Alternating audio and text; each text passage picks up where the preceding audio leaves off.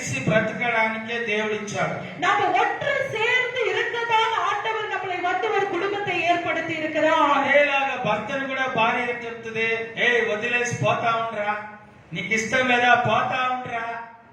భర్తను కూడా get out, don't say that. பாருங்க, மனைவிகள் கூட புருஷனிடத்துல என்ன சொல்லுகிறார்கள், நீ வேண்டாம் நீ போய்விடு என்று சொல்லுகிறார்கள். அப்படியா நம்ம சொல்லக்கூடாது.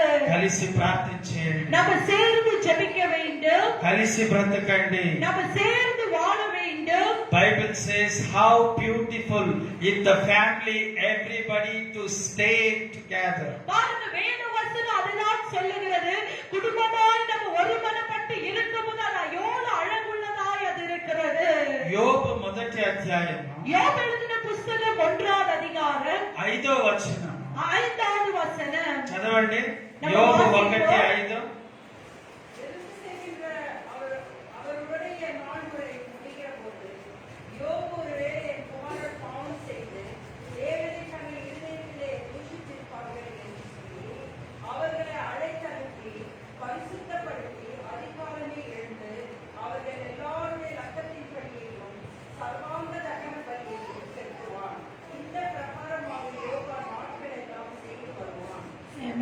ప్రతి రోజు కుటుంబం కొరకై బిడ్డల కొరకై బలులు అర్పించాడంట. பாருங்க, யோபை பார்க்கும்போது தினந்தோறும் அவருடைய பிள்ளைகளுக்காக குடும்பத்துக்காக அவர் தகன பலிகளை செலுத்தினார். హల్లెలూయా. ఎవ్రీ డే యోబు ప్రతి రోజు బిడ్డల కోసం చేతులే తల్లిలేచు. హల్లెలూయా. ఎంత మందికి మీ బిడ్డలు అంటే ఇష్టం? எத்தனை பேர் உங்க பிள்ளைகள் என்றால் உங்களுக்கு விருப்பம்? కృతజ్ఞత చెప్తాంది, ఎల్లరికీ ఒక పిల్లగానే ఇష్టం. ప్రతి ఒక్కరికి వాళ్ళ బిడ్డలు అంటే ఇష్టం.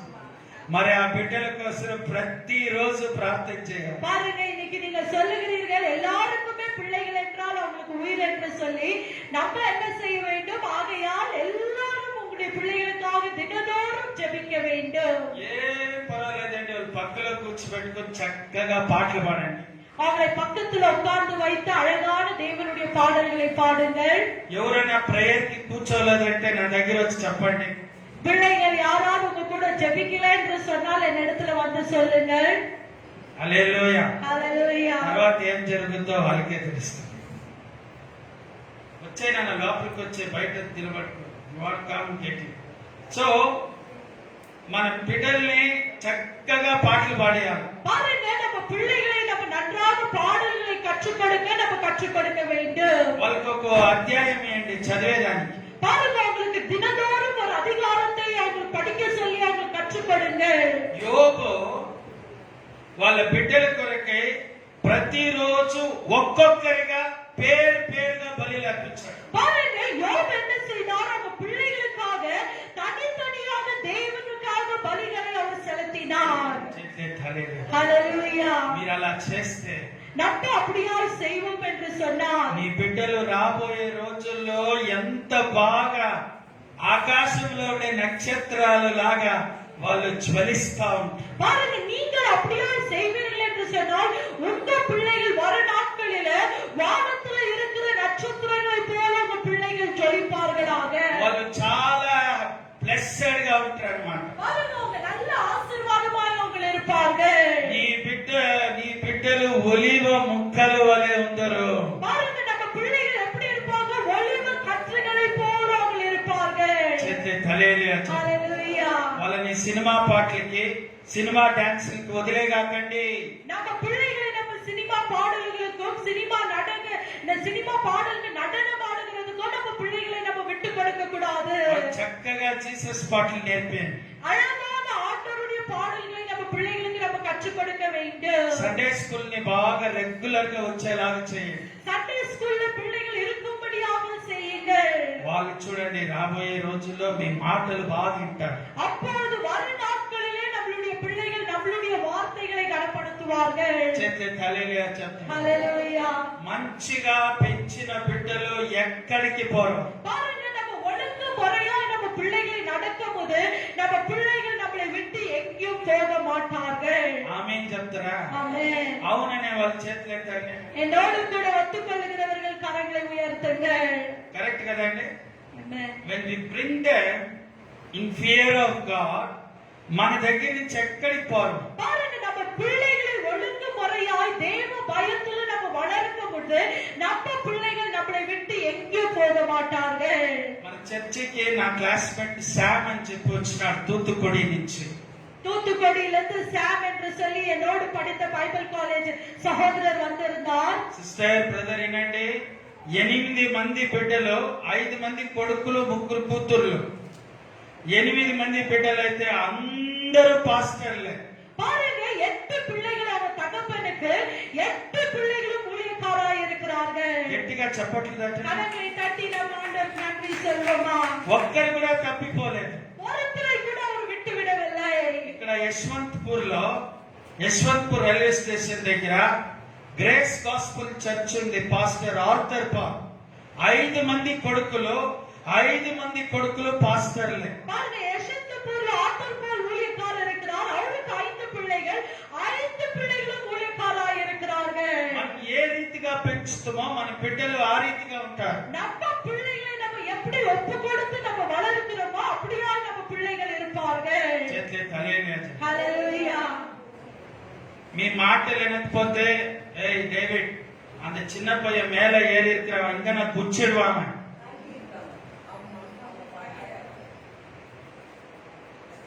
ఈ పిల్లలు చాలా భయపడి మితిపైకి పోయి దుక్కేస్తారు. మళ్ళా నేను పోయి జైల్లో కూర్చోవాలి.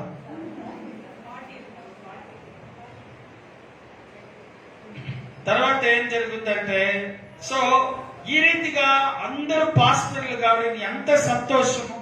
பாருங்க, இப்படியோ எல்லாரும் ஊழியக்கார ஆகுறதுல எவ்வளவு சந்தோஷமான ஒரு காரியம். చెట్లే చలేలే. ஹalleluya. సో ఈరోజు వాక్యం వింటున్న ప్రతి తల్లిదండ్రులు మీ బిడ్డల్ని మంచి సేవకులు చేయండి. பாருங்க பிரியமானவர்களே, இந்த நாளில தேவனுடைய வார்த்தையை கேட்டுக்கொண்டிருக்கிற பெற்றோர்கள், நீங்கள் உங்க பிள்ளைகளை கூட ஆண்டவருடைய ஒரு ஊழியக்காரனாய் நீங்கள் மாற்றுங்கள். హల్లెలూయా. ஹalleluya. మీ ఇంట్లో మీ మాట వినలేదా, పాస్టర్ దగ్గర తీసుకొచ్చి వదిలే. வீட்டுல பிள்ளைகள் உங்க வார்த்தைகளை கீழ்ப்படியல என்றால் உங்க ஊழியக்காரருடைய கரத்துல உங்க பிள்ளைகளை ஒப்புக்கொள்ளுங்கள். ఎంతమందికి ఆండ్రూ పాస్టర్ తెలిసి ఇంట్లో எத்தனை பேர் ஆண்ட்ரூ பாஸ்டர் அறிந்திருக்கிறீர்கள்? వాళ్ళ చర్చిలో ఏ పిల్లలు లోబడిపోతే తీసుకొచ్చేసి ఆయన చేతిలో వదిలేసి చచ్చినా బతికినా నీ కాడే నిడిచిపెట్టి పోతారు. அந்த சபையில் இருக்கிற பெற்றோர்கள் பிள்ளைகள் அவங்க வார்த்தை கீழ்ப்படியல என்று சொன்னால் அவங்க கொண்டு வந்து பாஸ்டர் கிட்ட விட்டுட்டு என்னென்ன பண்ணுங்கய்யா என்று சொல்லி அவங்க விட்டுட்டு போயிடுவார்கள். మీరు నమ్ముతారా? நீங்க நம்புகிறீர்களா? ఆయన దగ్గర ఉన్న యవనస్తులు 25 మంది సేవకులయ్యారు. அவரோடு கூட இருந்த 25 வாலிப பிள்ளைகள் இன்னைக்கு ஊழியக்காராய் அவங்க மாறி இருக்கிறார்கள். చేస్తే తలేలియా చెప్పండి. ஹalleluya. హల్లెలూయా. ஹalleluya. పాస్టర్ దగ్గర ఉంటే దేవుని వాక్యాలు నేర్చుకుంటారు, పాటలు నేర్చుకుంటారు. பாருங்க, ஊழியக்காரர் என்னத்தை கற்றுக் கொடுப்பார்? தேவனுடைய வார்த்தையை கற்றுக் கொடுப்பார், தேவனை ஆராதிக்க கற்றுக் கொடுப்பார். ఆమేన్ చెప్పండి. ஆமென். సో ఈ రోజు మనం ఫ్యామిలీ గురించి నేర్చుకుంటున్నాము. యోబు ఎంత బాగా చూడండి, మంచి ప్రేయర్ చేస్తాడు యోబు. பாருங்க, குடும்பத்தை குறித்து நம்ம கற்றுக்கொண்டு இருக்கிறோம். இந்த யோபை பார்க்கும்போது எவ்வளவு அழகாக தன் குடும்பத்துக்காக ஜெபிக்கிறார். యజమానులు, ఇంటి యజమాని బాగా ప్రేయర్ చేయాలి. வீட்டின் எஜமான்கள் என்ன செய்ய வேண்டும்? நன்றாக ஜெபிக்கிறவர்களாய் நீங்கள் இருக்க வேண்டும். వాళ్ళకి ఎక్కువ భయభక్తి ప్రార్థన రావాలా. பாருங்க, வீட்டின் எஜமான் அதிகமாய் கர்த்தருக்கு பயந்து அதிகமாய் நீங்கள் ஜெபிக்க வேண்டும். ఎందుకంటే బైబిల్ చెప్తుంది ఇంటికి యజమానుడు భర్తే అని చెప్పి ఉంది ఇక్కడ బైబిల్. ஏனென்றால் வேதவசனத்துல தெளிவா இருக்கிறது, ஒரு குடும்பத்துக்கு தலைவர் யார் என்றால் கணவனார் தான் குடும்பத்துக்கு தலைவராய் இருக்கிறார்கள். సో భర్త అనే వ్యక్తి ఏం చేయాలంటే ఎక్కువ ప్రార్థనలు చేయాలి. ஒரு கணவனார் என்ன செய்ய வேண்டும்? தன் குடும்பத்துக்காக அதிகமாய் நீங்கள் ஜெபிக்க வேண்டும். యోబు చేశాడా? యోబు భార్య చేసిందా బలులో? பாருங்க, இந்த இடத்துல தகன பலிகளை யோபுடைய மனைவி செய்தாரா, யோப் செய்தாரா? మన దరిద్రం ఏమంటే మన ఇండియాలో క్రిస్టియానిటీలో లేడీస్ అమ్మగారులే ఎక్కువ మంది ఉంటారు. జెంట్స్ అందరూ హాయిగా ఫుల్గా తాగి మాంసం వండుకొని బాగా ముక్కలు ఇడుచాటు కొరుక్కొని. దేవుని రాకడికి జడ్జిమెంట్ అనేది ఉంది. దేవుని రాకడికి జడ్జిమెంట్ అనేది ఉంది. ఆ రోజు లెక్క చెప్పాలి. பாருங்க பிரியமானவர்களே, நம்ம இந்தியா தேசத்துல கிறிஸ்தவர்களை பார்க்கும்போது அதிகமாய் தாய்மார்கள் தான் ஜெபிக்கிறவர்களாய் இருக்கிறார்கள். நம்ம ஆண்கள் எப்போதும் புசிப்பதிலையும் குடிப்பதிலையும் தூங்குவதிலையும் இப்படிதான் நம்ம ஆண்கள் இருக்கிறார்கள். ఏం బిడ్డలారా, கர்த்தருடைய பிள்ளைகளே, బాగా మీ భర్తల కొరకై ప్రార్థన చేయండి. உங்களுடைய கணவர்களுக்காக நீங்க அதிகமாய் ஜெபிக்க வேண்டும். సిగరెట్లు, తంబాకులు, తాగుళ్ళ నుంచి ఇంట్లో ఉండే యజమానులు దూరమైపోవాలా. பிரியமானவர்களே, உங்க புருஷர்களுக்காக நீங்க அதிகமாய் ஜெபிக்க வேண்டும். உலகத்துல இருந்து அவங்க எல்லா பழக்கத்திலிருந்து அவங்க வெளியே வர வேண்டும் என்று சொல்லி நீங்கள் ஜெபிக்க வேண்டும். యోబులాగా ప్రార్థన చేసే భర్తలుగా మారిపోవాలి. நீங்கள் ஜெபிக்க வேண்டும். யோபை போல எப்பொழுதும் ஜெபிக்கிற ஒரு கணவனாக இருக்க வேண்டும் என்று. చేతులెత్తి హల్లెలూయా, హల్లెలూయా. మీ ప్రార్థన దేవుడు ఖచ్చితంగా వింటాడు. நிச்சயமாகவே நீங்கள் அப்படியாய் ஜெபிக்கும் போது உங்க ஜெபங்களை ஆண்டவர் கேட்பார். ఇంకొక వ్యక్తి గురించి బైబిల్లో చెప్పి నేను ప్రార్థన చేస్తాను. இன்னொரு நபரை குறித்து வேதத்திலிருந்து சொல்லி நான் ஜெபிக்க விரும்புகிறேன். బైబిల్లో యాకోబు అనే వ్యక్తి ఉన్నాడు. பைபிள்ல பார்க்கும்போது யாக்கோபு என்ற ஒரு நபர் இருந்தார். ఎంతమంది పిల్లలు యాకోబుకి? யாக்கோபுக்கு எத்தனை பேர் பிள்ளைகள் இருந்தாங்க? 12. ఎవరి పేరుపా? 12. ఇద్దరే, జోసెఫ్, బెంజమిన్. కరెక్టా? ఎంతమంది? 12 మంది పిల్లలు. யாக்கோபுக்கு 7 பிள்ளைகள் இருந்தாங்க, 12 பிள்ளைகள் இருந்தாங்க. 12 మంది పేర్లు తెలుసా మీకు? 12 பேருடைய பேர் தெரியுமா? ఆ పేర్లకి అర్థం తెలుసా మీకు? அந்த பேருடைய அர்த்தம் தெரியுங்களா? రాసుకోండి. எழுதிக் கொள்ளுங்கள். రూబన్ మొదటి కుమారుడు. பாருங்க, யாக்கோபுக்கு முதல் மகன் ரூபனாய் இருந்தான். అతని అర్థం ఏమంటే మొట్టమొదటిగా కుమారుడు ఇవ్వబడ్డాడు కాబట్టి బిహోల్డ్ ఏ సన్. ఆ శబ్దము முதல் குமாரன் ஆகியதுனால ரூபனுக்கு behold your son என்று சொல்லப்பட்டது. అంటే రూబన్ అంటే మొదటి కుమారుడు అని అర్థం. ரூபன் என்று சொன்னால் முதல் குமாரன். రెండో కుమారుడు పేరు సిమియోన్. இரண்டாம் குமாரன் பேர் சிமியோன். సిమియోన్ అంటే ఏమంటే, சிமியோன் என்றால் என்ன? సిమియోన్ అంటే అర్థం ఏమంటే సంఘ కాపరి అని అర్థం. சிமியோன் என்று சொன்னால் என்ன அர்த்தம் என்றால் சபையின் மேய்ப்பன். పాస్టర్ అని అర్థం. பாஸ்டர் என்று சொல்லி அதனுடைய அர்த்தம். నా చిన్న కుమారుడు పుట్టినప్పుడు వాడికి సిమియోన్ అని పేరు పెట్టాము. ఎందుకంటే వాడు ఫ్యూచర్ లో పాస్టర్ కావాలని చెప్పి. சிமியோனுக்கு நாங்கள் அவன் சிறு பிள்ளையாய் அவன் இரண்டாவது பிள்ளை பிறக்கும் போது நாங்கள் சிமியோன் என்று அவனுக்கு பேர் வைத்தோம். ஏனென்று சொன்னால் அவன் சபைக்கு ஒரு மேய்ப்பனாய் இருக்க வேண்டும் என்று. మీ అందరూ ప్రార్థనల వల్ల నా ఇద్దరు కుమారులు పాస్టర్లు కావాలి. நீங்க எல்லாரும் ஜெபிக்க வேண்டும். எங்க 2 பிள்ளைகளும் ஊழியக்காராக வேண்டும். చేతులే హల్లెలూయా చెప్దాం. ஹல்லேலூயா, హల్లెలూయా. ஹல்லேலூயா. ఇక్కడ చూడండి, లేవి. லேவி மூன்றாவதாக லேவி யாக்கோபுக்கு. రాసుకుంటారా? లేవి. லேவி లేవి అంటే ఏం తెలిసిన? லேவி என்றால் அர்த்தம் என்ன? Joint or attachment. பாருங்கள், நெருங்கி இருப்பது. అంటే వాళ్ళ పనులు ఏం తెలిసిన? அவங்களுடைய வேலை என்ன தெரியுங்களா? చర్చిలో ఒట్టి వాక్యం చెప్పే పని, పాటలు పాడే పని, చర్చిని మెయింటైన్ చేసే పని. பாருங்க, இந்த லேவியர்கள் என்ன செய்வார்கள் என்றால் மேய்ப்பர்களும் ஆசாரியர்களோடு கூட சேர்ந்து பாடல்களை பாடி சபைகளில் எல்லாம் சுத்திகரித்து அவர்கள் வந்து இசைக்கருவிகளை வாசித்து ஊழியக்காரோடு இணைந்திருப்பார்கள். రొట్టె ద్రాక్షారసం ఇచ్చే పని. அவங்களுக்கு என்ன வேலை? லேவியார்களுக்கு அவங்க திராட்சரசத்தையும் ரொட்டியும் பிட்டு கொடுப்பார்கள். లేవి అంటే బాప్తిజం ఇచ్చే పని. லேவி அவங்களுக்கு என்ன வேலை? ஞானஸ்நானம் கொடுக்கிற வேலை. ఏం బిడ్డలారా, கர்த்தருடைய பிள்ளைகளே, లేవి అంటే అటాచ్మెంట్. லேவி என்று சொன்னால் நம்ம நெருங்கி இருப்பது. అందుకే నేను అందరితో చాలా అటాచ్మెంట్ గా ఉంటాను. பாருங்க, லேவியால் என்கிறவர்களுக்கு எப்போதுமே யாவரோடு கூட ஐக்கியமா இருக்கிற ஒரு சுபாவம் మీ இருக்கும். అందరితో క్లోజ్ గా ఉంటాను. உங்கள் யாவரோடு கூட நான் அன்போடு கூட இருக்கிறேன். చేతులే హల్లెలూయా, ஹல்லேலூயா, హల్లెలూయా. ஹல்லேலூயா.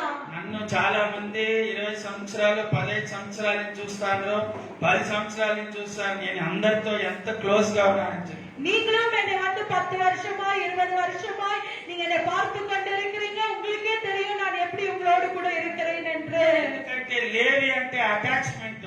ஏனென்று சொன்னால் அந்த லேவிக்கு கொடுக்கப்பட்ட ஒரு அர்த்தம் என்னவென்றால் யாவரோடு ஐக்கியமாய் இருப்பது.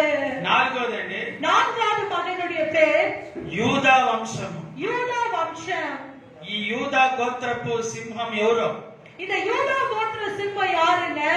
చిన్నగా కుమారి అంటే చెప్పింది ఎస్ అని గట్టిగా చెప్పండి ఆమేన్. యేసు. యేసు. ఆమేన్. యూదా అంటే ఏం తెలిసిన? யூதா என்று சொன்னால் என்ன தெரியுங்களா? ప్రైజ్. గట్టిగా చెప్పండి. Very good.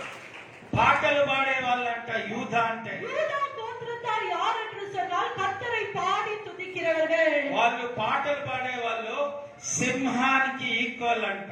பாடல்களை யார் பாடுகிறார்களோ அவங்க ஒரு சிம்மத்துக்கு ஒரு அறிகுறியா இருக்கிறார்கள். ఏం పిల్లలారా, தேவனுடைய பிள்ளைகளே, మీకు మంచి స్వరం ఉంది, మంచి స్వరము, మంచి టాలెంట్ ఉంది. ఎందుకు పాడనంటున్నారు? ஆண்டவர் உங்களுக்கு அழகுள்ள வாய்ஸை கொடுத்திருக்கிறார், உங்களுக்கு டியூனை கொடுத்திருக்கிறார். ஏன் நீங்கள் பாட மாட்டேன்றீர்கள்? Rise up like a lion. நீங்கள் ஒரு சிங்கத்தை போல எழும்ப வேண்டும். చేతులు హల్లెలూయా చెప్పండి. ஹalleluya. హల్లెలూయా. ஹalleluya. మీ నుంచి సమస్తము సాధ్యమే. உங்களால எல்லாமே முடியும். నెక్స్ట్ వీక్ నుంచి విశాల్ సిస్టర్ సానికాకి 5-10 పాటలు నేర్పించి ఈ చర్చ్ అంతా సీల్పోయే మాదిరి ఆమె పాడాలి. హల్లెలూయా. ஹalleluya. సైలెంట్ గా ఉండే వాళ్ళంతా పాడియండి. பாருங்க, மௌனமா இருக்கிற யாவரையும் நம்ம பாட வைக்க வேண்டும். ఆమేన్ చెప్పండి. ஆமென். మంచిగా పాడనియండి వాళ్ళని. பாருங்க, நம்ம பிள்ளைகளை நம்ம அழகாக பாட அவங்க விட்டு கொடுக்க வேண்டும். Let them worship the lord. அவங்க கர்த்தரை ஆராதிக்கட்டும். నెక్స్ట్ డాన్ అనే ఫ్యామిలీ. நெக்ஸ்ட் டான் என்ற குடும்பம். ఐదోది డాన్ అంటే டான் என்று சொன்னால் న్యాయము. அவர்கள் நியாயம் செய்கிறவர்கள். నెక్స్ట్ నెఫ్తాలి. நெப்தாலி ஆறாவது மகன். నా శ్రమలు. என்னுடைய கஷ்டங்கள். గాద్.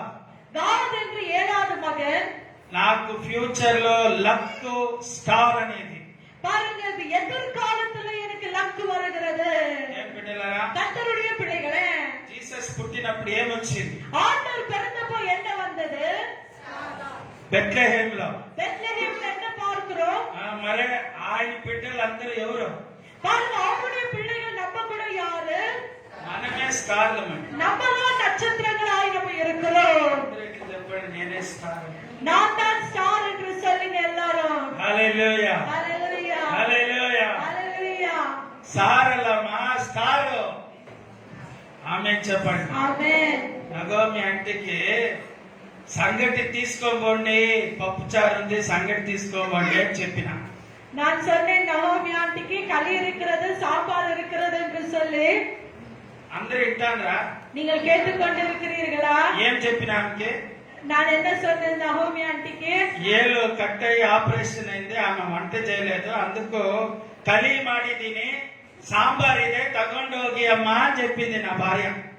பாருங்க, நம்ம ஆண்டி கிட்ட சொன்னோம் களி இருக்கிறது, சாம்பார் இருக்கிறது ஆண்டி என்று. అందుకు నగోమి అమ్మ సరే అని చెప్పాలి కదా. ఆమె ఏం చెప్పింది తెలిసిన? అయ్యా ముద్దే చెప్తే సారు ಚೆನ್ನಾಗಿರ್ಬೇಕయ్యా. அவங்க வந்து என் இடத்துல சொன்னாங்க, ஐயா நான் களி சாப்பிட்டேன்னா சாறு ருசியா, கொழுப்பு ருசியா இருக்குண்ணா ஐயா என்று சொன்னாங்க. నేను యాకో కక్క నిలబడిపోయినా, ఏం సార్ బేకమ్మా? நான் வந்து அவங்க இடத்துல கேட்டேன், உங்களுக்கு எந்த குழம்பு வேணும்? ముద్దెಗೆ ఒళ్ళే సార్ ಅಂದ್ರೆ ఏం సార్? பாருங்க, களிக்கு ஒரு நல்ல குழம்பு என்று சொன்னால் என்ன குழம்பு வேணுங்க? చూసిందా? ఒళ్ళే సార్ బేకంతే. பாருங்க, அந்த களிக்கு எப்படி இருக்கணுமா? ருசியான குழம்பு இருக்கணுமா? దేవుని బిడ్డలారా, கர்த்தருடைய பிள்ளைகளே, ఇక్కడ గాడ్ అని చెప్తానే లక్ అని అర్థము. లక్ అంటేనే వాళ్ళ ఫ్యూచర్ లో మంచి లక్కీయెస్ట్ పీపుల్. பாருங்க, காட் என்று ஏழாவது மகனுடைய பேரு. அந்த பேருக்கு அர்த்தம் என்று என்னவென்று சொன்னால் லக் என்று சொல்லி அர்த்தம். 8వ కుమారుడి పేరు ఆషీర్. 8வது குமாரனுடைய பேர் ஆசீர். ஆசீர் అంటే தமிழ்ல? ஆசீர் என்று சொன்னால் என்ன? ఆశీర్ என்றால் என்ன தமிழ்ல? ஆசீர். ఆశీర్వాదం. ఆశీర్ అంటే ఏమి? Blessing. సిస్టర్, తెలుగులో ఆశీర్ అంటే బ్లెస్సింగ్. హల్లెలూయా. Hallelujah. ఆశీర్ అంటే హీబ్రూ భాషలో హ్యాపీయెస్ట్ పర్సన్, బ్లెస్డ్ పర్సన్. பாருங்க, ஆசீர் என்று சொன்னால் ஆசீர்வதிக்கப்பட்ட ஒரு மனிதர், சந்தோஷமா எப்பொழுதும் இருக்க வேண்டிய ஒரு மனிதர். చూడండి, మీ పిల్లలు ఏమైనా మగ పిల్లలు నెక్స్ట్ ఎవరికైనా పుడితే ఇక మంచి పేర్లు పెట్టండి. ఈసాచార్ అంటే பாருங்க ஒன்பதாவது மகனுடைய பேர் ஈசாச்சார். ఈసాచార్ అంటే అర్థం ఏం తెలుసా? రాబోయే రోజుల్లో మంచి బహుమానం అని అర్థం. பாருங்க வர நாட்களில நல்ல ஒரு வெகுமதி அவங்களுக்கு கிடைக்கும். మీకందరికి రాబోయే దినాలలో వెరీ సూన్ మంచి గిఫ్ట్ బహుమానం రాబోతుంది. అందరూ చెప్పండి. ஆண்டவர் வரப்போற நாட்களில ஒரு நல்ல வெகுமதி உங்களுக்கு கொடுப்பார். చేతి హల్లెలూయా. హల్లెలూయా. అరుణ్ వెడ్నెస్డే నీకు మంచి గిఫ్ట్ మేమందరం వెయిట్ చేస్తాం. హల్లెలూయా. హల్లెలూయా. మంచి గిఫ్ట్ అరుణ్కి దేవుడు ఇవ్వబోతున్నా. பாருங்க வர புதன்கிழமை நம்ம அருண் பிரதருக்கு ஆண்டவர் ஒரு நல்ல வெகுமதியை வைத்திருக்கிறார். చేతులు hallelujah. Hallelujah. Always there are beautiful gifts for us. பாருங்க தேவனுடைய பிள்ளைகளுக்கு எப்பொழுதுமே ஒரு நல்ல ஈவு காத்துக்கொண்டே இருக்கிறது. చిన్న పిల్లలందరూ రివార్డ్ అంట బైబిల్లో, గిఫ్ట్ అంట. చూడండి ఎంత బాగుంటుంది చిన్న చిన్న పిల్లలు. பாருங்க சிறு பிள்ளைகள் கத்தரால் வளர்கிற ஒரு ஈவு. இன்னைக்கு நம்ம சிறு பிள்ளைகளை பாருங்க எவ்வளவு அழகாக அவங்க இருக்கிறார்கள். అలెక్స్ చిన్న కూతురైనా సరే, அலெக்ஸ் உடைய சின்ன குழந்தைய பாருங்க, జోషువా చిన్న కొడుకైనా సరే, ஜோஷுவோடைய சிறு குழந்தை, ఇక్కడ విశాల్ చిన్న కూతురు అయినా సరే, விஷா சிஸ்டருடைய சின்ன மகள், ఇక్కడ అజయ్ కుమారుడు చిన్నోడు అయినా సరే, அஜய் பிரதருடைய சின்ன குழந்தை, అతాలి అయినా సరే, அத்தாலியாவை பாருங்க. అక్కడ మన జోషువా అయినా సరే, అందరూ చూడండి. అందరూ ఇక్కడి నుంచి చూస్తా ఉంటే బొమ్మల మాదిరి ముద్దు ముద్దుగా కనిపిస్తాడు అందరూ. பாருங்க இந்த இடத்துல இருந்து அந்த சிறு பிள்ளைகள் முகங்களை பார்க்கும்போது பொம்மைகளை போல அழகுள்ளவர்களாய் அவங்க இருக்கிறார்கள். జెస్సీ ఆంటీ మనముడు రేవన్ వచ్చినా కూడా గట్టిగా పట్టుకొని బాగా సంపలు ఎత్తిలా పెట్టేవాడు. బాగా ముద్దు పెట్టి పంపిస్తాడు. ஜெஸ்ஸி ஆண்டியுடைய பேரன் ரேவன் வரும்போது அவனுடைய சிக்கு நல்லா இருக்கும், நான் அவனை கட்டி பிடித்து முத்த கொடுப்பேன். చేతులు తలేలేదు. ஹalleluya. These children are so beautiful. நம்மளுடைய பிள்ளைகள் அழகுள்ளவர்களாய் இருக்கிறார்கள். బైబిల్ చెప్తుంది వీళ్ళందరూ బహుమానం అంట దేవుడు. பாருங்க வேத வசனம் சொல்லுகிறது இந்த பிள்ளைகள் தேவனுடைய ஈவாய் இருக்கிறார்கள். నెక్స్ట్ 10వ కుమారుడి పేరు 10வது குமாரனுடைய பேர் జెబులా. ஜெபுலா என்ற பேர். అతని అర్థం ఏం తెలుసా? ஜெபுலா என்றால் என்ன அர்த்தம் தெரியுங்களா? రాజా, ప్రిన్స్ అని అర్థం. அவர் பிரின்ஸ் என்று சொல்லப்படுகிறது. ఈ పేర్లన్నీ మనకి పెట్టింది దేవుడు. సినిమా హీరోల పేర్లు పెట్టుకుని ప్రిన్స్ మహేష్ బాబు గారు వాళ్ళకంతా ఈ పేర్లు. యాక్చువల్లీ ఇది పేర్లు వచ్చి దేవుడు మనకి, దేవుడు బిడ్డలకు పెట్టింది. பாருங்க ஆண்டவருடைய பிள்ளைகளுக்கு ஆண்டவர் கொடுத்திருக்கிற பேராய் இது இருக்கிறது. ஆனா இன்னைக்கு நம்ம இந்த பெயர்களை வைப்பதில்லை, உலகத்தார் இந்த பெயர்களை வைத்துக் கொள்கிறார்கள். చూడండి, యూదా అంటే సింహం. సింహం అన్ని సినిమాల పేరు సింహమే. సింహ సింహ సింహ. మనం యాక్చువల్ గా మనకి దేవుడు పెట్టిన పేర్లు. பாருங்க இன்னைக்கு யூதா என்று சொன்னாலே சிங்கத்துக்கு அறிகுறி. இன்னைக்கு அநேக உலகத்தார் அதை வாடுகிறார்கள். ஆனால் ஆண்டவர் உண்மையாக அவருடைய பிள்ளைகளுக்கு வைத்த பேராய் இருக்கிறது. సరే, లాస్ట్ 2 పేర్లు ఉన్నాయి. கடைசியாக 2 பேர் இருக்கிறது. ఎవరైనా చెప్పగలుగుతారా లాస్ట్ 2 పేర్లు? జోసెఫ్, బెంజమిన్ ఇద్దరు ఉన్నారు. யோசேப்பும் பெஞ்சமினும் இருக்கிறார்கள். రాసుకోండి. యోసేఫ్ అంటే ఏం అర్థం తెలుసా? யோசேப் என்றால் என்ன அர்த்தம் தெரியுங்களா? He will add blessings. அவனுக்கு ஆசீர்வாதம் கூட்டி கொடுக்கப்படும். చేతి తలేలేదు. ஹalleluya. ఎంత మంచి పేర్లండి. பாருங்க அந்த பேருடைய அர்த்தம் எவ்வளவு அழகாக இருக்கிறது. మీ జీవితంలో, నా జీవితంలో, అందరి జీవితంలో ఆశీర్వాదంలో యాడ్ అవుతుందంట. பாருங்க ஆண்டவர் எப்படிப்பட்டவர் என்றால் உங்களுடைய வாழ்க்கையும் என்னுடைய வாழ்க்கையும் அவர் ஆசீர்வாதங்களை பெருகச் செய்கிற தேவனாய் இருக்கிறார். చేతి తలేలేదు. ஹalleluya. ఎంత మంచి పేరు. Last Benjamin. கடைசியாக பெஞ்சமின். బెంజమిన్ అంటే అర్థం ఏం తెలుసా? பெஞ்சமின் என்றால் அர்த்தம் என்ன தெரியுங்களா? నా కుడి చెయ్యి బలము. என்னுடைய வலக்கரத்தின் பலமாய் இருக்கிறது. మన బైబిల్లో చదువుతాం కదా, God is my right hand అని. வேத வசனத்துல நம்ம படிக்கிறோம் ஆண்டவர் என்னுடைய வலக்கரத்தினால் இருக்கிறார் என்று. హల్లెలూయా. ஹalleluya. கரம் பிடித்து நடத்துவார் கண்மலை மேல் நிறுத்துவார்.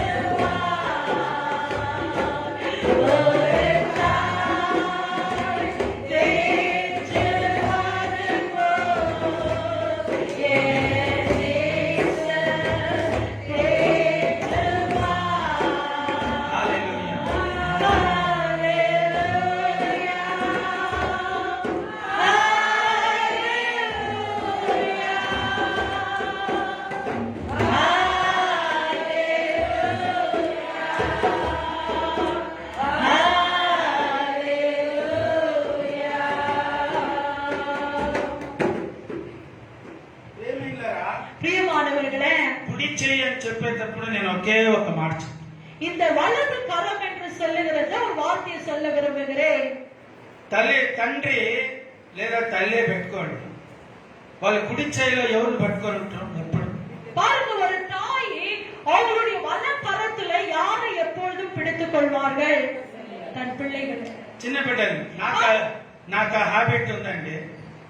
నేనేమన్నా సిమియోనో లేదా డేవిడ్ ని రోడ్ క్రాస్ చెప్పానంటే ఫస్ట్ వాళ్ళు చేయబట్టుకుంటారు. எனக்கு அந்த ஹேபிட் இருக்கிறது. சிமியோன் டேவிட்டை நான் ரோடு கிராஸ் பண்ணும்போது அவங்க கரத்தை உடனே பிடித்துக் கொள்வேன்.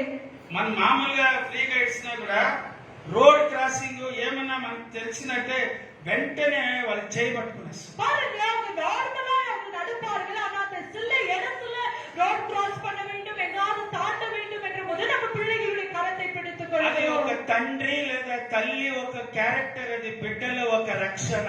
பாருங்க, ஒரு தகப்பன் தாயுடைய ஒரு குணம் அது. ஏனென்றால் நம்ம பிள்ளைகளை நம்ம பாதுகாப்பதற்காக. నీకెవరు లేరు అని నువ్వు అనుకోవద్దు. நீங்கள் எப்போதுமே எனக்கு யாருமே இல்லை என்று சொல்லி நீங்க ஒரு நாளும் நினைக்க கூடாது. దేవుని బలమైన గుడి చెయ్యి హల్లెలూయా. నిన్నెప్పుడు పట్టుకొనే ఉంటది. ఆమేన్. గట్టిగా చప్పట్లు కొట్టేసి. எப்போதுமே நம்மை தாங்கிக் கொண்டு நம்மை பிடித்துக் கொண்டே இருக்கிறது. ఎవరు లేక ఒంటరినై అందరికీ నే దూరమై అనాథగా నిలిచాను.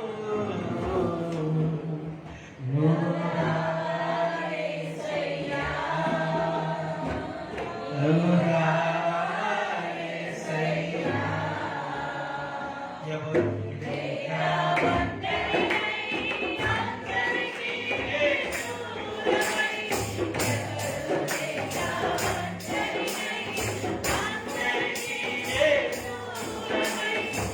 అనాథగా నిలిచాను.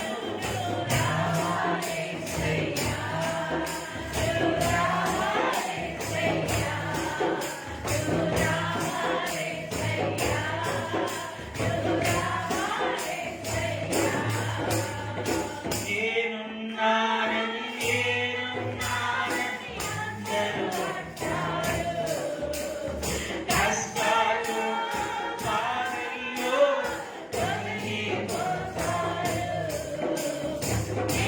నేనున్నానని అందరూ అంటారు. కష్టాలు బాధల్లో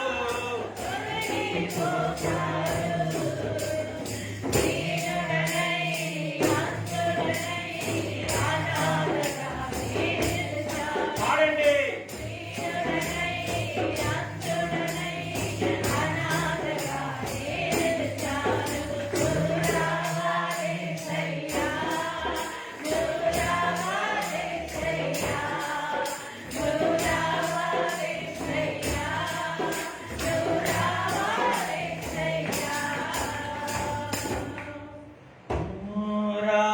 రావాలేసయ్యా,